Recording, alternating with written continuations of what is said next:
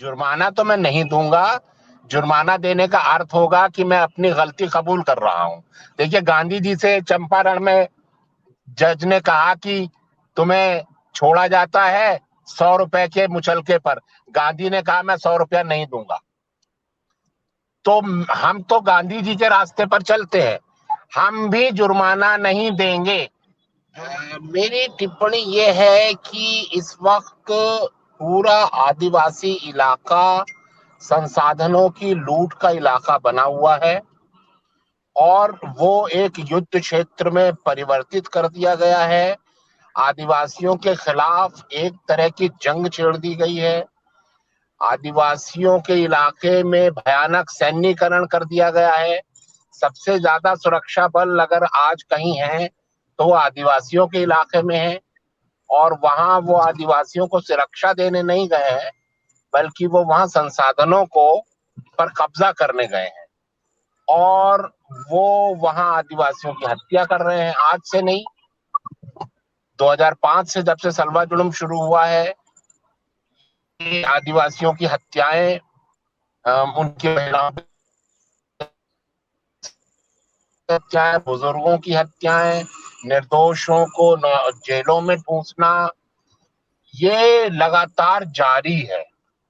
और इसको हम लोग रोकने की कोशिश, पहला 5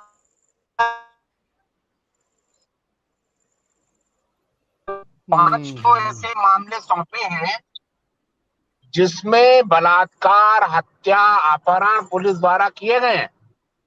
और 2011 में सुप्रीम कोर्ट ने कहा था कि सभी पुलिस अधिकारियों के ऐसे कर्मचारियों के खिलाफ एफआईआर दर्ज की जाए जिन लोगों ने इस तरीके की किए। आज तक वो नहीं हुआ। तो हम लोग ये न्याय की लड़ाई पिछले 17-18 सालों से लगातार लड़ रहे हैं। ये कोई पहला मामला थोड़ी है। और कई सारे मामलों में तो हम सही साबित हो चुके हैं। गया, उसमें न्याय आयोग की रिपोर्ट आ गई कि मारे गए लोग निर्दोष थे। एड्स मेटा कांड में रिपोर्ट आ गई, मारे गए 8 आदिवासी निर्दोष थे। मेरे ही द्वारा एक और मामला दायर किया था, सिंगारम में 19 आदिवासी मारे गए थे। उसमें राष्ट्रीय मानवाधिकार आयोग की रिपोर्ट आ गई कि मुठभेड़ फर्जी थी। इसी तरीके से राष्ट्रीय मानवाधिकार आयोग ने कहा कि 16 आदिवासी महिलाओं ने हमारे सामने प्राइमा फेसी साक्ष्य रखे हैं, सैन्य बलों के सिपाहियों ने बलात्कार किया है। हमारी तो आज तक एक भी शिकायत साबित हुई नहीं है। ये सुप्रीम कोर्ट कैसे कह रहा है कि मैं झूठा हूं या मैंने झूठी एफआईआर की, ये मामला लाया हूं। अरे भाई, 16 लोग मारे गए हैं। 1.5 साल के बच्चे का हाथ काटा गया, उसकी मां के सर में चाकू मार दिया गया, उसकी 8 साल की मौसी का गला काट दिया गया, नाना नानी की को तलवार से काट दिया गया, 70 साल की बूढ़ी महिला के वक्ष काट दिए गए, 80 साल के बुजुर्ग का पेट फाड़ दिया। ये सब सीआरपीएफ के कोबरा बटालियन ने किया। सारी रिपोर्ट्स है, पीयूडीआर की फैक्ट फाइंडिंग है, पीयूसीएल की फैक्ट फाइंडिंग है, तहलका की रिपोर्ट्स है, अमन सेठी की द हिंदू की रिपोर्ट्स है। कैसे कह रहा है सुप्रीम कोर्ट की मैं झूठ बोल रहा हूं? सारी फोटोज है, वीडियोज है। सुप्रीम कोर्ट को जांच करानी थी। जांच कराने के बाद कह सकते हैं कि सच है या झूठ है। बिना जांच के कैसे कह रहे हैं कि झूठ है? तो आपको जो है जांच की एक बात, जांच तो खारिज कर दी है सुप्रीम कोर्ट ने, ऊपर से जुर्माना लगा दिया है 5 लाख रुपए का। तो इसके बारे में आप क्या करेंगे? और रिव्यू पिटीशन में दायर जुर्माना करेंगे या? जुर्माना तो मैं नहीं दूंगा। जुर्माना देने का अर्थ होगा कि मैं अपनी गलती कबूल कर रहा हूं। देखिए, गांधी जी से चंपारण में जज ने कहा कि तुम्हें छोड़ा जाता है 100 रुपए के मुचलके पर। गांधी ने कहा मैं 100 रुपया नहीं दूंगा। तो हम तो गांधी जी के रास्ते पर चलते हैं, हम भी जुर्माना नहीं देंगे। जुर्माना देने का अर्थ है हम अपनी गलती कबूल कर रहे हैं। और इंसाफ मांगना कोई गलती नहीं है। हम ये लगातार करेंगे आखिरी सांस तक। तो हम जुर्माना तो नहीं देंगे, हम रिव्यू पिटीशन फाइल करेंगे और सुप्रीम कोर्ट की अगर दूसरी बेंच जो लार्जर बेंच होगी। पहले तो बात यह है कि न्यायपालिका एक जनतंत्र का स्तंभ है। जब कुछ भी गिड़गिड़ाहट होती है, गड़बड़ाहट होती है, तो स्तंभ को ही पकड़ना, आलिंगन देना, दरवाजे पर दस्तक देना, ये तो हर नागरिक का अधिकार भी है और हमारे जैसे कि वो कर्तव्य माना जाता है। अगर ये कर्तव्य हम लोग नहीं पार करेंगे तो फिर हम नागरिकत्व की भूमिका ही नहीं निभा रहे। तो अगर हम लोग न्यायपालिका में जाना चाहते हैं तो शुरुआत तो बिल्कुल ही छोटे पुलिस थाना प्रभारी से होती है। शिकायत दर्ज की जाती है, उसकी भी थोड़ी सी जांच होकर ही एफआईआर दर्ज करना होता है। कई मुद्दों पर एफआईआर दर्ज करने के लिए भी दिन क्या, महीने क्या, साल भी गुजर जाते हैं।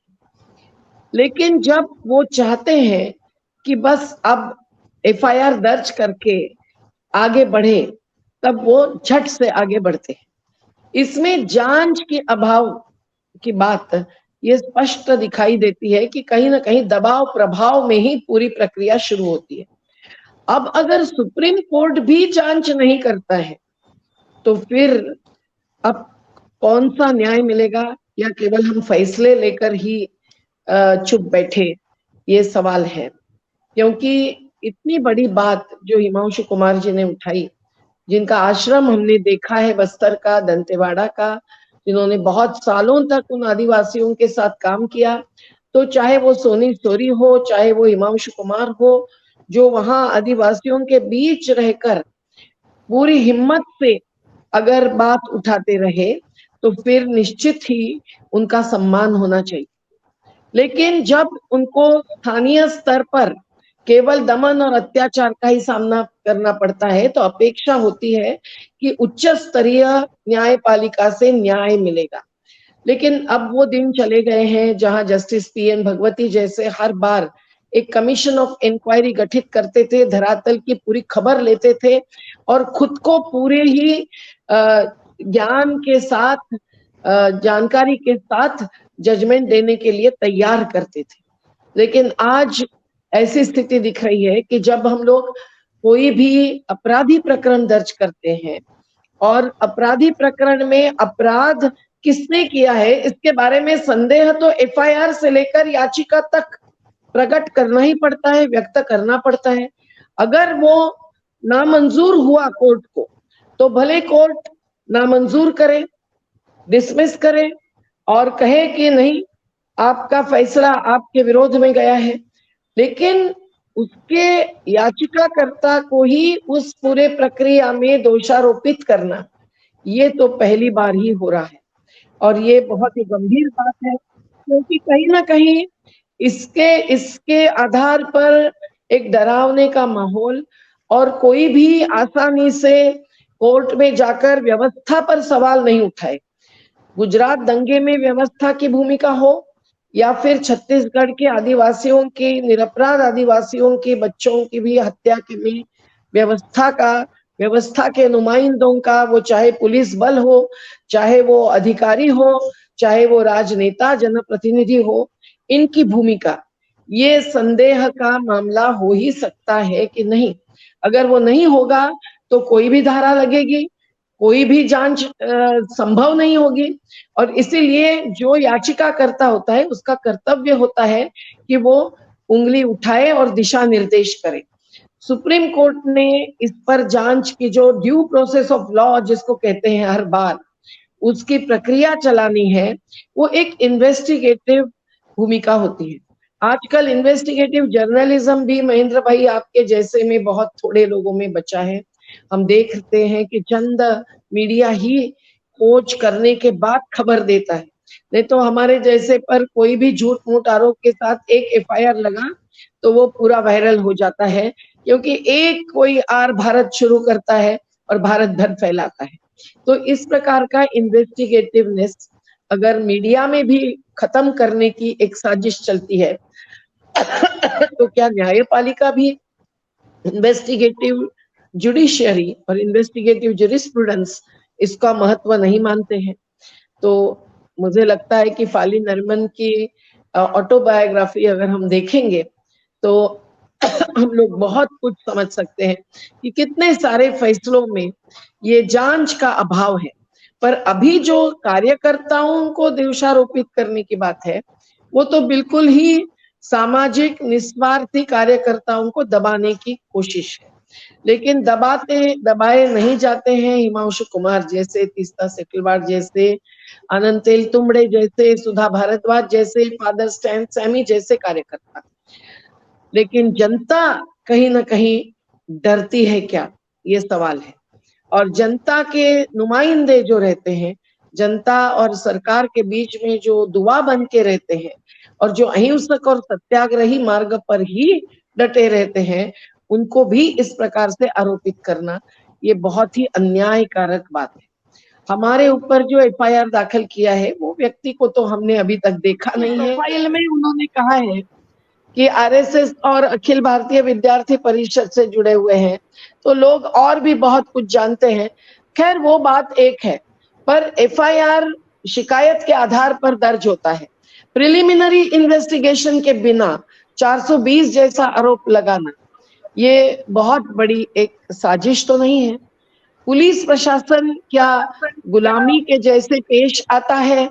और उन्होंने जो कहा है कि हमने अपना ब्रांड और अपनी छवि इस्तेमाल करते हुए जीवन चाला के नाम पर पैसा इकट्ठा किया और वो हमारे अकाउंट से लेकर राष्ट्र विरोधी कार्रवाई तक, राष्ट्र विरोधी कार्य तक सब में इस्तेमाल किया, वो कहीं भी साबित नहीं हो सकता है।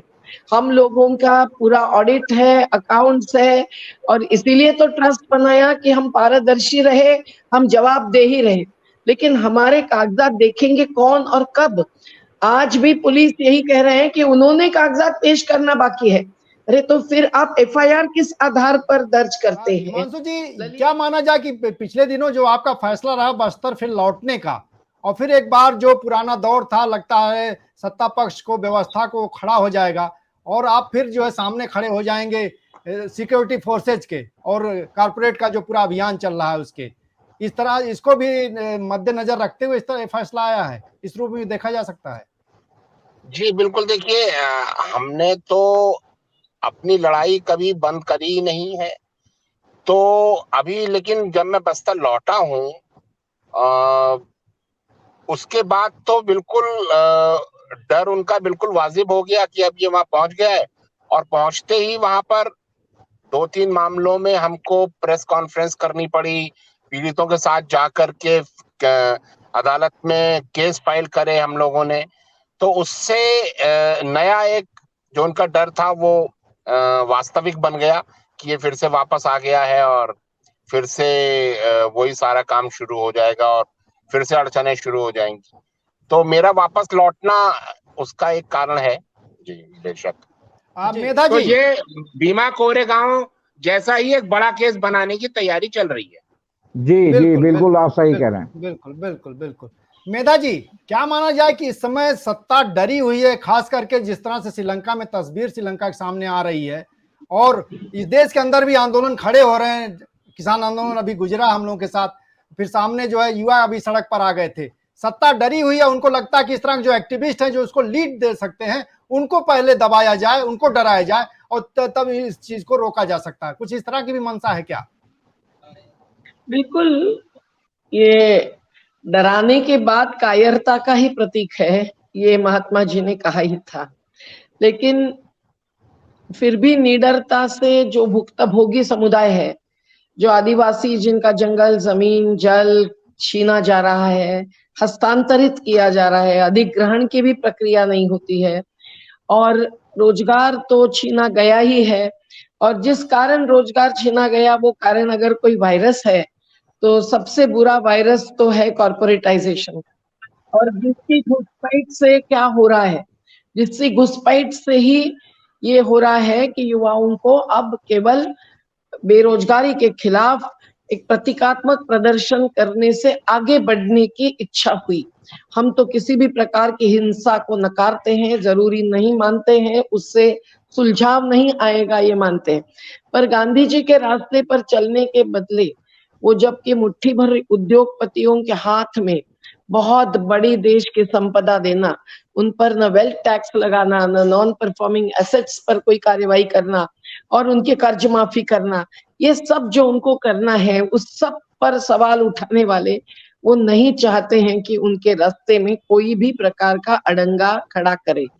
लेकिन ये जनतांत्रिक अगर देश है तो सवाल उठाना अर्थव्यवस्था पर हो कि चुनावी राजनीति पर हो, ईवीएम मशीन पर हो कि सांप्रदायिकता और जातिवादी हिंसा पर हो, ये तो हमारा कर्तव्य है। और हम लोग अगर ये नहीं करेंगे तो देश बेचा गया ही है बहुत सारा, और एक टुकड़ा भी नहीं बचेगा, न झार का खंड बचेगा, नहीं नर्मदा घाटी का एक बूंद बचेगा। और आज हम देख रहे हैं कि विकास के नाम पर वो जो कर रहे हैं वो मुट्ठी भरों के हित की बात है और करोड़ों लोग उससे हैरान हैं, जीने के अधिकार को कुचला गया है। और ये श्रीलंका के स्थिति देखकर वगैरह डरते नहीं है, क्योंकि एक बाजू विश्व की पूंजी का उनको आधार है और उस आधार से और उद्योगपतियों के आधार से ये नोट बैंक और वोट बैंक दोनों को जोड़कर आगे चल रहे हैं। दूसरा के धर्म के नाम पर धर्मांधता या अंधत्व ही नहीं, एक प्रकार से आंखें बटोरना और फिर उसके आधार पर वोट बैंक इकट्ठी करना, इसमें जहां भी उनको विश्वास आता है जीत के कारण, वहां वो जीत के बाद कैसे आगे बढ़ते हैं, ये मामला उत्तर प्रदेश भी देख रहा है और मध्य प्रदेश भी देख रहा है। बुलडोजर बन जाता है न्यायालय और न्यायालय अधिकारों को बुलडोज कर रहा है। तो ये जो पूरी हकीकत है वो जनतंत्र के चारों स्तंभों पर, क्योंकि अधिकारी भी एक प्रकार से गुलाम बन जाते हैं, बनाए जाते हैं, उनको निर्णय नहीं लिए जाते। कोई अधिकारी अगर थोड़ा सा भी आवाज उठाए, मध्य प्रदेश के सेंधवा में जो दंगा फसाद हुआ उसमें एक पटवारी ने रात की एक मीटिंग में केवल इतना कहा कि सर एक बाजू से पथराव नहीं हुआ है, अगर हुआ ही है तो दोनों बाजू से हुआ, ये तो कहिए आप एक ही समुदाय को। तो 20 साल कार्य करने वाले पटवारी को वहीं के वहीं निलंबित कर दिया गया। तो ये छोटे पटवारी की बात नहीं है, बड़े बड़े अधिकारी क्या भुगत रहे हैं हम देख रहे हैं। राजनेताओं के भी दल बदल का जो खेल है उसमें भी पूंजी का खेल है, ये दुनिया जान रही है। तो इसीलिए उनके जो आधार स्तंभ है वो जनतंत्र के जिनको हम स्तंभ मानते हैं वो नहीं है। इसलिए हमको तो जनता को ही प्रथम स्तंभ मानकर खड़े करना, उनके साथ खड़े होना, ये हमारा कर्तव्य है।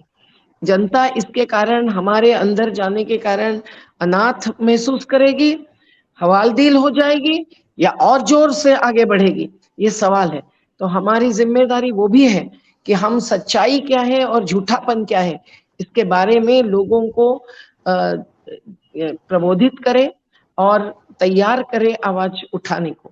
तो एक अगर अंदर गया या गई तो सैकड़ों और हजारों खड़े होंगे।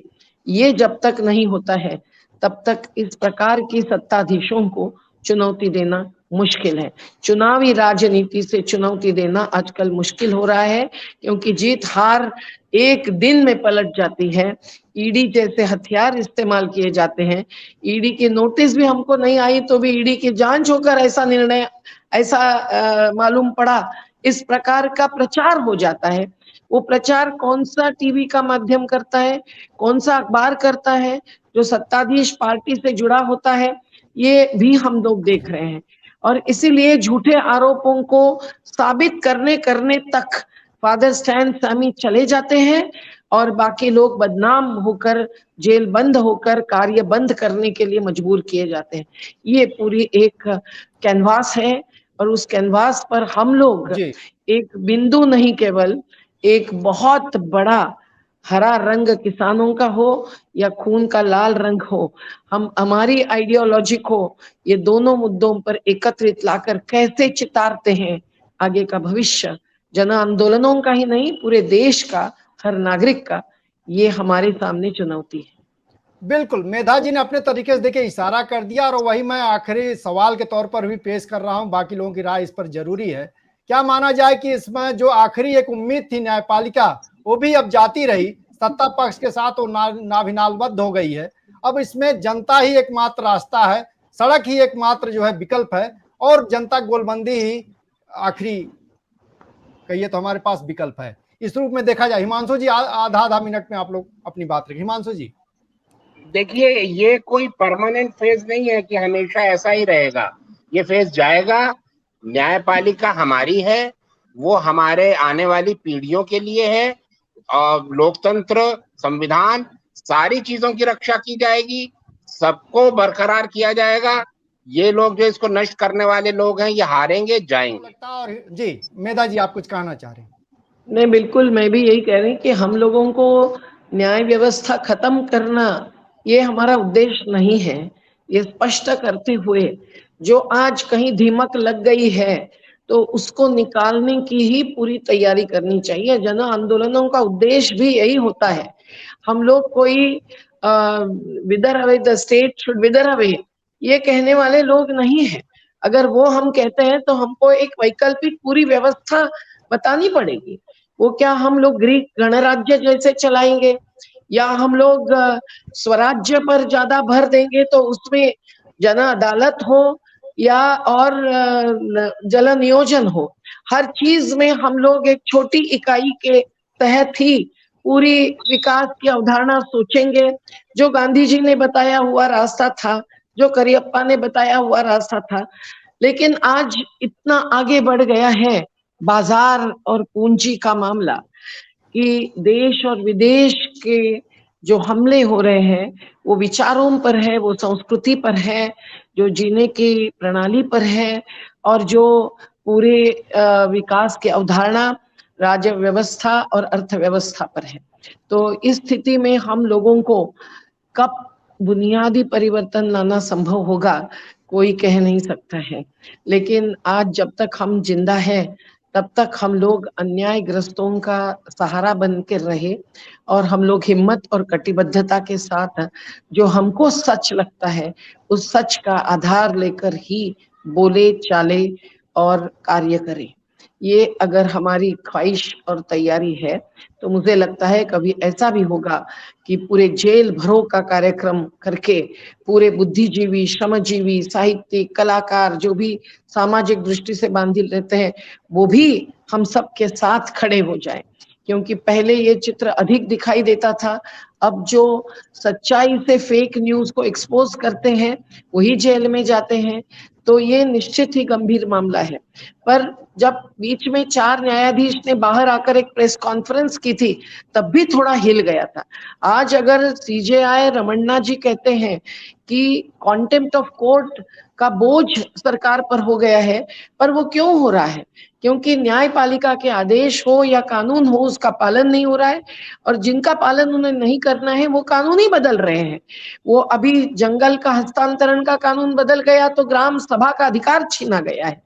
और अगर वो नदियों में जल परिवहन चला रहे हैं तो नदियां बर्बाद हो गई है। वो हर चीज बदल रहे हैं। 29 श्रमिकों के कानून वापस लिए हैं, 3 कानून किसान विरोधी वापस लिए, लेकिन कॉर्पोरेट्स का की घुसपैठ लैंड रिकॉर्ड से लेकर साइलोज और गोडाउन तक हर प्रकार की जारी है। तो ये पूरा चित्र एक साथ हमारी एक कॉम्प्रिहेंसिव आइडियोलॉजी के तहत देखना, समझना और उसको एक व्यापक रूप से चुनौती देना यही जरूरी है। एक एक कार्यकर्ता को कब तक बचाते रहे मुझे लगता है। इसलिए श्रीलंका का ही मार्ग मैं नहीं बताऊंगी कहूंगी, लेकिन अपने अहिंसक सत्याग्रही मार्ग से जो आजादी आंदोलन चला था उस मार्ग पर ही हजारों नहीं लाखों लोग उतर आए। ये कब होगा भारत में, इसका हमें खोज है और यही हमारे सामने चुनौती है। राजनेताओं को भी यही समझना चाहिए, जो हमारे विचारधारा से जुड़े हैं उन्होंने अपना समन्वय भी बहुत जल्दी से और ताकतवर बनाना चाहिए। केवल खुद का ईगो, खुद का प्रेस्टीज और खुद की कंपटीशन या स्पर्धा, होड़ इसमें वो न लगे तो ही वो बचा पाएंगे, नहीं तो भाषणबाजी चलती रहेगी और उनकी दमबाजी बढ़ती रहेगी। बिल्कुल बिल्कुल। मेधा जी के इसी संदेश के साथ ही हम ये कार्यक्रम खत्म करेंगे और अपने सभी मेहमानों का बहुत बहुत शुक्रिया और खास करके मेधा जी और हिमांशु जी का। आज हिमांशु जी बहुत व्यस्त है, उसके बाद भी समय निकाले, बहुत बहुत शुक्रिया हिमांशु जी। और हमारे दर्शकों का भी जो है जो हमारे साथ बने रहे और कल फिर हम लोग आएंगे किसी और विषय के साथ बातचीत करेंगे। लेकिन जो संदेश है मेधा जी का कि जनता एकताबद्ध हो, लोग खड़े हों और एक सामूहिक ताकत बने, वो संदेश जाना चाहिए और बहुत दूर तक जाएगा। धन्यवाद।